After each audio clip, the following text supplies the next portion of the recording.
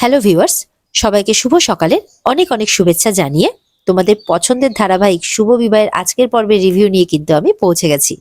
তাহলে আর দেরি করব না, চলো বাংলা সিরিয়াল সমাচারে তোমাদের স্বাগত জানিয়ে আজকের পর্বের রিভিউ আমি শুরু করছি। শুরুতেই দেখতে পাচ্ছি যে সুধা তো হাতকড়া নিয়ে চলে এসেছে। এবার বলছে সার্থক সার্থক বলছে যে তুমি এখানে তাহলে আমার পাশে যে বসে আছে সে কে? তখন রিভলভার বের করে ইন্সপেক্টর রশ্মি বলে, ইউ আর আন্ডার অ্যারেস্ট সার্থক, তোমার সব জারিজুরি এবার শেষ। এবার দেখা যাচ্ছে যে আশেপাশে যারা গেস্ট হয়ে দাঁড়িয়ে আছে তারা কিন্তু সবকটা পুলিশ, সবাই কিন্তু গেস্ট হয়ে সেজে দাঁড়িয়েছিল ওখানে। সবাই তো রিভলভার তাক করে সার্থকের দিকে। সুধা বলছে এবার তোমার পালানোর আর কোনো রাস্তা নেই। এবার তো সার্থক আবারও পালাতে যাচ্ছে। তখন সুধার শাশুড়ি মা মানে তেজের মা বলছে, ধর ধর ওকে, ধর ধর। তেজ তো এবার ধরে ফেলে, পেছন থেকে একদম গলা চেপে ধরে যে অনেক হয়েছে। সুধা কি বললো শুনলি না, যে তোর পালানোর সব রাস্তা শেষ। আর তুই এটা ভুলে যাস না যে আমি কিন্তু সুধার স্বামী। কি নাম বলতো আমার? বলে তেতে তেতে তেজ তেজ, এরকম ভাবে বলছে আর কি। বলে হ্যাঁ তেজ বসু মল্লিক, আমার নামটা কিন্তু মনে রাখবি। আমার হাত থেকে পালিয়ে যাওয়াটা কিন্তু অতটা সহজ নয়, তেজ বলছে সার্থককে।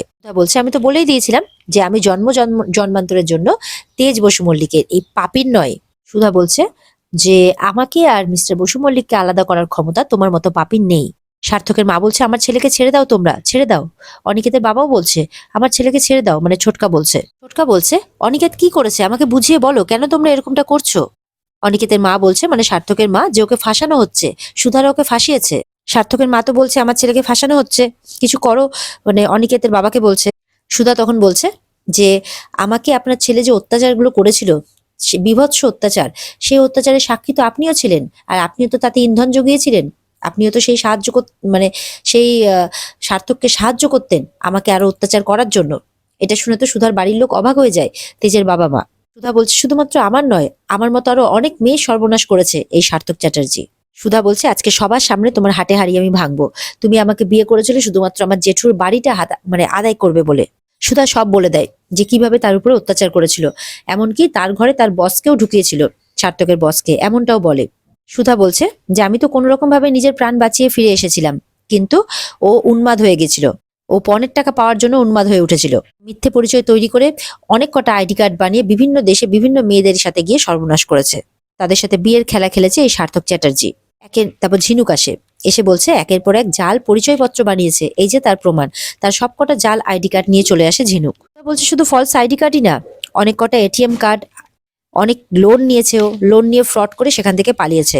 আসলে লোককে ফ্রড করতে করতে এই নেশাটা, মানে লোককে ফ্রড করার এই নেশাটা ওর পেশায় পরিণত হয়েছিল। ও কোটি কোটি টাকা নিয়ে গেছে লোকের কাছ থেকে লুট করে, আর নিজে গুম হয়ে গেছে। এদিকে তো সুধা সার্থকের হাটে হাড়ি ভাঙছে, নিজে এত বড় গন্ডগোল চলছে, আর তরিতা অনিমেষ সবাই কিন্তু ওপরে আছে। মানে তার বাবা বেচকা আর কি, তাদেরকে বিয়েতে যেতে দেয়নি। তরিতা বলছে নিচে এত বড় কিছু চলছে, বিয়ে চলছে, আপনি আমাকে যেতে দিলেন না? এই বাড়ির বউয়ের বিয়ে নাকি এই বাড়ির ছেলের সাথে হচ্ছে, এত বড় কাণ্ড আপনি আমাকে দেখতে দিলেন না? বলে খুব বিয়ে দেখার শখ না? তারা তো নিচে বিয়েতে আনন্দ করছে, একটা তো নয় দুটো বিয়ে হচ্ছে, আর আমাদের কেউ খোঁজ নিচ্ছে? কেউ নিচ্ছে না।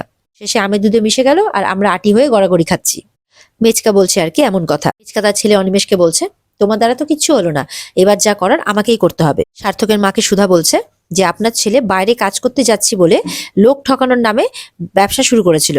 ঝিনুক বলছে বিশ্বাস না হলে আমরা প্রমাণও দিতে পারি। বলছে ব্যাঙ্গালোরেও ভেঙ্কট আয়ার সেজে পূর্বীকে বিয়ে করতে গিয়েছিল। সুধা একদম সময় মতো ওর মুখোশটা খুলে দেয় আর পুলিশের হাতে ওকে ধরিয়ে দেয়। তেজ বলছে বিশ্বাস না হলে পূর্বীকে ডাকো না, ডাকো, এক্ষুনি সবকিছু পরিষ্কার হয়ে যাবে। সুধা বলছে এই সার্থকই বিস্কিটের মধ্যে বিষ মিশিয়ে দেয়, এমনকি আমাদের কারখানাতেও আগুন লাগিয়ে দেয় এই সার্থক চ্যাটার্জি। ঠাম্মি বলছে সে কি, এর পিছনে অনিকেতের হাত? সার্থক বলছে না না, তেজ আর সুধা মিথ্যে কথা বলছে, আমি এসবের কিছুই জানি না। সার্থকের মাও বলছে আমার ছেলে কিচ্ছু করেনি এসব। সেই সময় সেখানে দিয়া আর সেই কর্মচারী, যেই কর্মচারী মানে কারখানার কর্মচারী তেজদের, যে সার্থকের সাথে মিলে কাজ করেছিল, তারা চলে আসে। দিয়া বলছে এই দেখুন বিষ মেশানোর ভিডিও ফুটেজ আমার কাছে আছে। সেই ভিডিও ফুটেজটা দেখিয়ে দেয় সবাইকে, সেখানে পরিষ্কার যে সার্থক মুখে মাস্ক পরে মানে বিস্কিটের মধ্যে বিষ মেশাচ্ছে। তেজ বলছে দিয়া যেহেতু জানতে পেরে গেছিল যে বিস্কিটে বিষটা সার্থক মিশিয়েছে, তার কাছে সব প্রমাণ আছে, সেই জন্য দিয়াকে এতদিন ধরে সার্থক তার নিজের গোডাউনে বন্ধ করে রেখেছিল, মানে নিজের ঠিকানায় আর কি। তখন তেজের বাবা বলছে বাবা এ তো যে সে কাজ নয়, এ তো দাগি আসামির কাজ পুরো।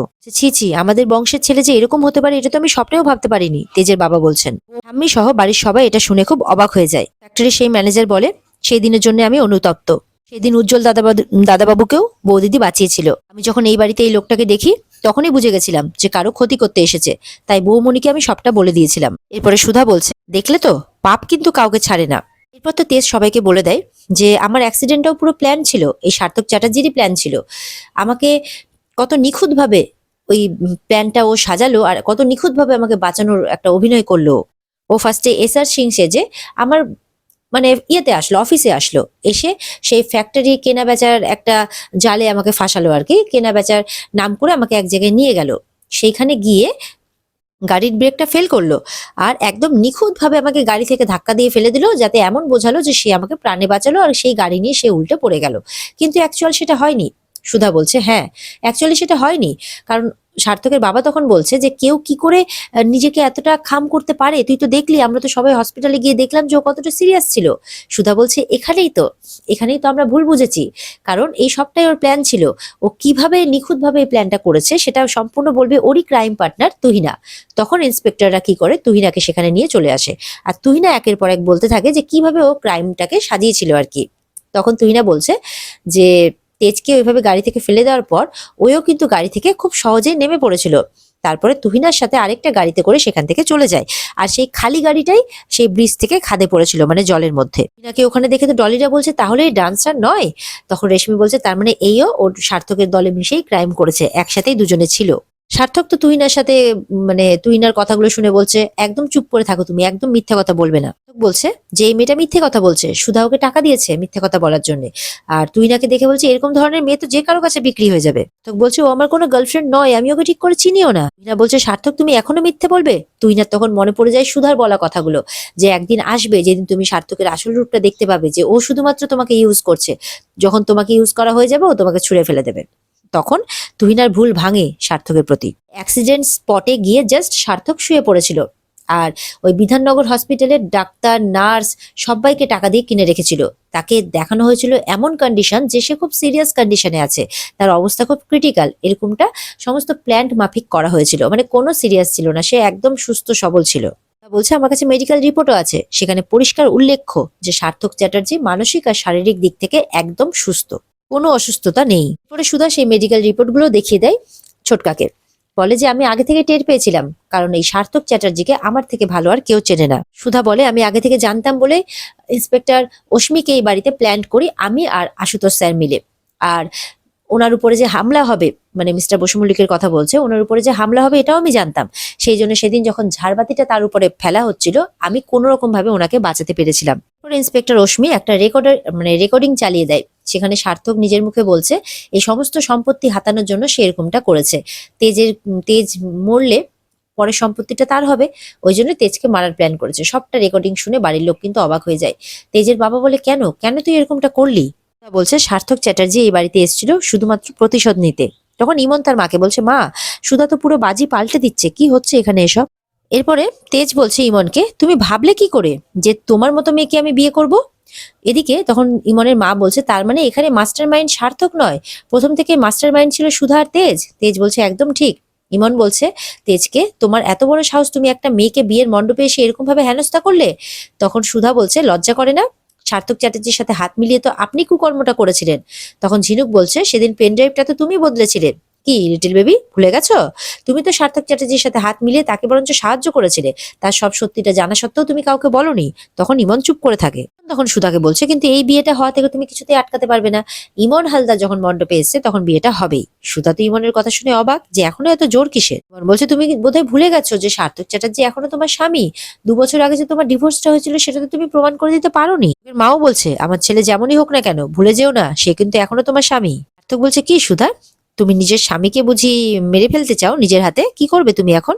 তখন জ্যোৎস্না বলছে, তেজ আর সুধাকে কেউ কখনো আলাদা করতে পারবে না, কারণ স্বয়ং গজানন ওদের সাথে আছে। ইমন কি করে, জোর জবরদস্তি মণ্ডপে গিয়ে তেজের হাত থেকে সিঁদুর পরার খুব চেষ্টা করে, যে নাও পরিয়ে দাও, আমাকে পরিয়ে দাও। তখন সুধা দৌড়ে যায়, আর তেজের হাতে সিঁদুরটা সুধার মাথাতেই পড়ে যায় আর কি। তেজ আর সুধা তখন একে অপরের দিকে তাকিয়ে থাকে। সার্থক তো হাঁ করে দেখতেই থেকে যায়। আমি তো খুব খুশি। ঠাম্মি বলছে, এই তো গজানন প্রমাণ করেই দিলেন যে উনি তেজ আর সুধাকেই একে অপরের সাথে বাঁধতে চান। সুধা বলছে, মিস্টার বসু মল্লিকের সাথে আমার সম্পর্ক সমস্ত আইন সমস্ত কাগজের ঊর্ধ্বে, তবুও যদি সবাই প্রমাণ চান, সেই প্রমাণ আমার কাছে আছে। সার্থক তো এটা শুনে অবাক। সুধা বলছে, সার্থক ভাবছিল কোর্ট তো বন্ধ, আর সুধা তো আগের মতোই রয়ে গেছে আট প্রহরে। সে কোনো টেকনিক্যাল জিনিস বোঝে না, সে স্মার্টফোনের ব্যবহার বোঝে না, সমস্ত টেকনোলজি থেকে অনেক দূরে, আর কিচ্ছু জানে না। কোর্ট বন্ধ তো ও চুপ করে যাবে, ভয় পেয়ে যাবে, কিন্তু ও জানে না যে টেকনোলজি কি করে ব্যবহার করতে হয়। সেটা সুধাময়ী এখন খুব ভালো করে জেনে গেছে। তার জন্য ধন্যবাদ একমাত্র মিস্টার বসু মল্লিককে। মিস্টার বসু মল্লিকের বুদ্ধিতে আমি এই ডিভোর্স পেপার অনলাইনে অ্যাপ্লাই করি। এই নিন ইমন ম্যাডাম, দেখে নিন, এই লোকটার সাথে আমার 2 বছর আগেই ডিভোর্স হয়ে গেছে, তাই এই লোকটার সাথে আমার কোনো সম্পর্ক নেই। তো বলছে ঠাম্মি ঠাম্মি ঠাম্মি বিশ্বাস করে এগুলো সব মিথ্যে কথা বলছে। যেই ঠাম্মির কাছে গিয়েছে ঠাম্মি কোষে এক চড় মেরেছে। আমি বলছে তোমার এই অপরাধী চেহারাটা আমি ছোটবেলাতেই দেখে নিয়েছিলাম। রাক্ষুসে মাছ যেমন পুরো পুকুরটাকে নষ্ট করে দেয়, তুমি ঠিক সেই রকম। ওই জন্য তোমার চেহারা আমি ছোটবেলাতেই চিনে গিয়েছিলাম। তোমাকে আর তোমার মাকে আমি আমাদের সংসার থেকে দূরে রাখতে চেয়েছিলাম, যাতে তোমাদের ছায়াও এই পরিবারে না পড়ে। তোমার লেখাপড়া, তোমাকে মানুষ করতে যাতে তোমার মায়ের কোনো অসুবিধে না হয়, তার জন্য বছর বছর তোমার মাকে আমি অনেক টাকা পাঠিয়েছি। তুমি মানুষ তৈরি হওনি, তুমি রাক্ষস তৈরি হয়েছো। যাও আমার এই বাড়ি থেকে এক্ষুনি বেরিয়ে যাও বলে ধাক্কা দিয়ে ফেলে দেয় সার্থককে। সার্থক এবার গেছে তার বাবার কাছে। বাবা বিশ্বাস করো, আমি এসব কিচ্ছু করিনি, সব আমার বিরুদ্ধে চক্রান্ত করা হচ্ছে। টোটকা উল্টে পুলিশকে বলছে যান ওকে নিয়ে যান। সার্থক তো অবাক, এবার কি করবে? বলছে তেজকে সার্থক যা খুশি তাই করুক, তুমি আমার সাথে বিট্রে করো না প্লিজ, তুমি আমার জীবনটা নষ্ট করে দিও না। সার্থক তখন কি করে, ইমনকে ধরে আর একটা রিভলভার পুলিশের কাছ থেকে কাড়িয়ে নিয়ে ইমনের মাথায় ধরে নেয়। সার্থক তো পাগলের মতো করছে, যে ইমনকে বলছে আমি মেরেই ফেলে দেবো এখানে কাউকে, আমাকে গ্রেপ্তার করবে। আশুতোষ বলছে ছেড়ে দাও আর আমাদের সাথে চলো। বলে আমি পুলিশে যাব? নিকুচি করেছে থানা, আমাকে নিয়ে যাবে কার এত বড় হিম্মত? এখানে কাউকে মেরেই আমি যাব, আর এখান থেকে আমি যদি বেরোতে না পারি কেউ এখান থেকে যেতে পারবে না। এবার সুধা কি করে, একটা মস্ত বড় ফুলদানি এলে তার মাথার মধ্যে ভেঙে দেয় পেছন থেকে, আর অনিকেত পড়ে যায়, মানে মাটিতে লুটিয়ে পড়ে। এটা দেখে তো সবাই অবাক, সুধার এই রুদ্রমূর্তি দেখে। আর এখানে আজকের পর্ব শেষ হয়ে যায়।